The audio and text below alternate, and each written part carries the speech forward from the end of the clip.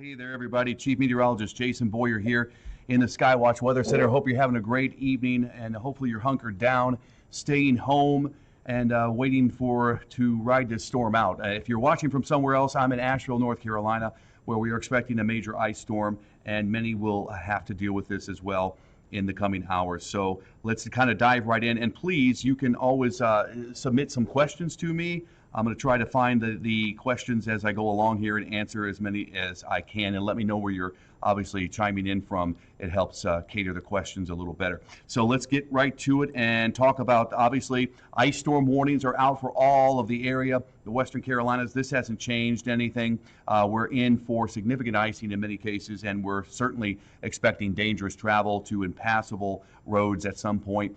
Down branches, trees are possible, not only on power lines, but on property and maybe structures, so be aware of that. Power outages could be extensive and long-lasting for several days, possibly, where we have more widespread power outages take shape and more rural areas. So stay home and monitor the weather. We're going to be with you through the entire storm, folks. We'll be providing these YouTube updates live as often as possible. We're going to be starting our cut-ins at 7 o'clock this evening on WLOS, and we will be doing that every hour, all right, through the storm, through the entirety of the storm for you. So we'll let you know what's going on and what we're seeing. Right now, let's take a look at the radar. Obviously, the scope of the storm is so broad. It has really expanded in terms of coverage. We had the storm yesterday, just concentrated with some precipitation in North Texas, the Red River Valley, into Oklahoma. And then today, look at how expansive the precipitation shield is. I mean, it's thousands of miles in some cases. We're talking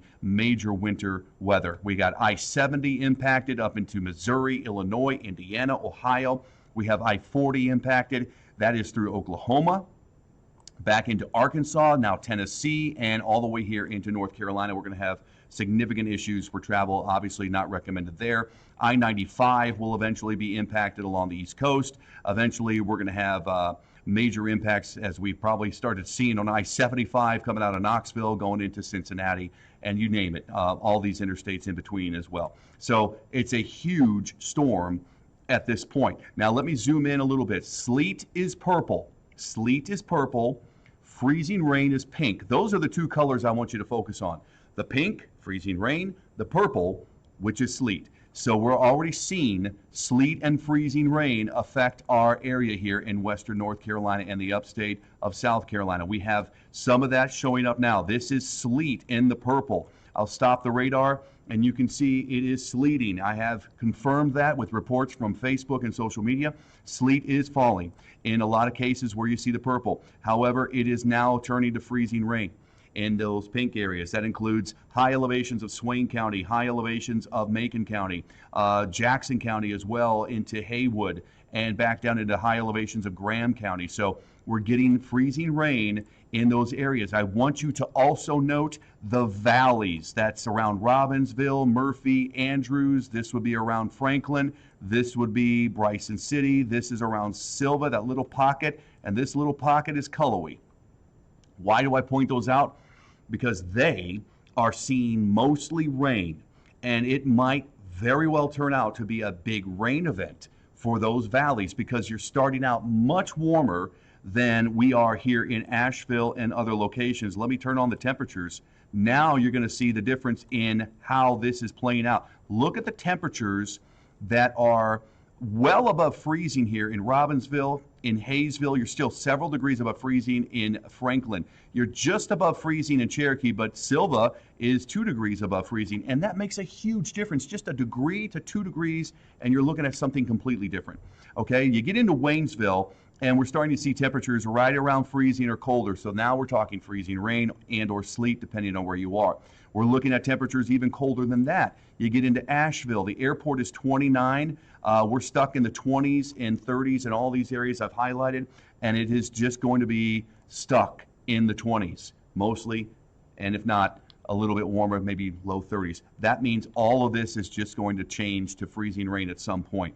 But sleet is definitely happening right now. That's our dominant precipitation for the time being. Let's take a look at some of the cameras. This is our Hunter Subaru Skycam network. This is what I want to show you. It is wet. We got moisture that's coming down In a lot of places, we have moisture falling in Bryson City as rain. We have moisture falling in Waynesville, but the problem is it is more likely freezing rain because the temperature is just below freezing, in some cases to well below freezing. In others, this is our concern. You see, it looks like, oh, it's just rain. No, that's a sheet of ice. That's probably a sheet of ice right now. That's why it looks so glistening back. It's reflecting so much light because that is ice. That's freezing rain that is most likely on the road in Main Street. Now, these roads have been pre-treated in almost all cases, so the road temperatures might stay briefly above freezing, but then again, they're going to drop. This has been some sleet in Silva. The temperature went down. It was about 34 not long ago. It's down a little bit more to 32. Now we're talking the potential for maybe freezing rain. See the car driving by?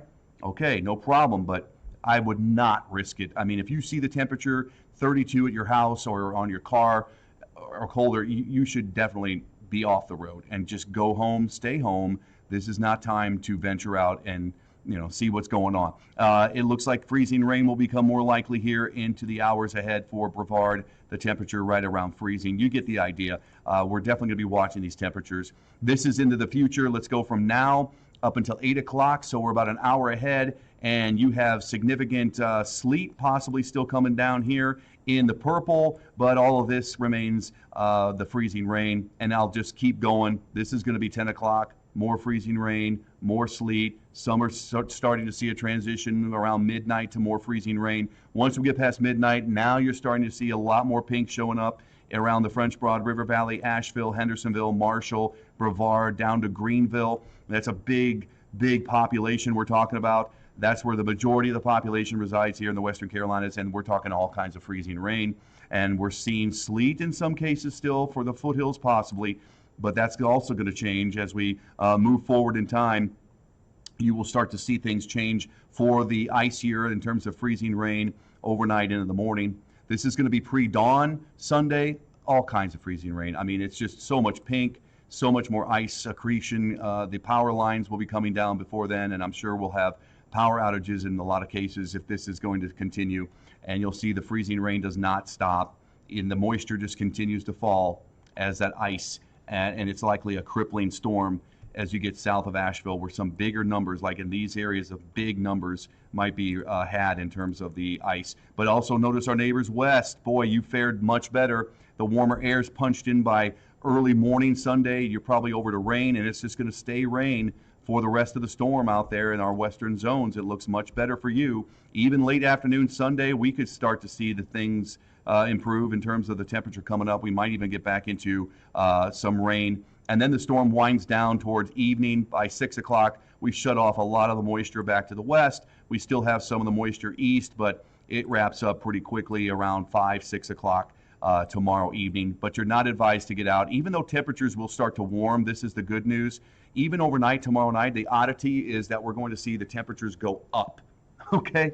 Once the precip stops, temperatures will go up for a little while. Okay, that's great news because some melting is going to take place. But then, as we get into the overnight Monday, the temperatures will plummet.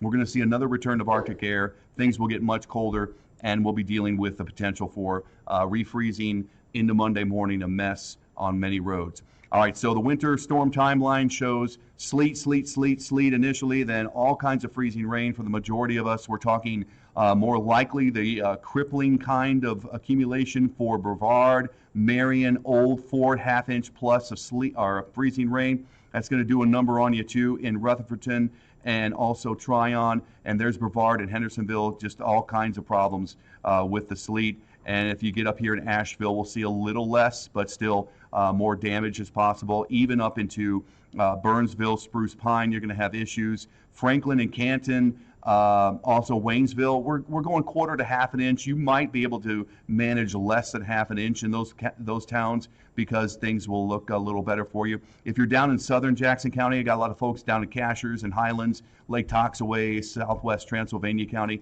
You're not going to fare very well. We're looking at a significant ice event, probably crippling in many cases. So what do we mean by that? The categories are limited impacts, less than a quarter inch ice, quarter inch to half an inch, you're talking destructive. That would lead to very very poor travel, numerous power outages. The half-inch plus is crippling. That is when we talk major tree damage, roads impassable, and long-term power outages, widespread power outages. So you'll want to stay tuned. We're going to be with you throughout the entire storm, folks, here at WLOS News 13. We will be on air every hour, breaking in for cut-ins, and certainly able to provide you with more information. Right now, I do have to jump off. I'm going to be doing one of those cut-ins starting at 7 o'clock. So if you want to flip over to News 13, we'll be there. We're online, of course. If you lose power, just use your cell phones to check us out. We'll be streaming our newscast and cut-ins and such. So check us out there. Of course, we're on social media, Facebook, YouTube, and X, as well as Instagram. I'm going to leave it at that. Please be safe, everybody.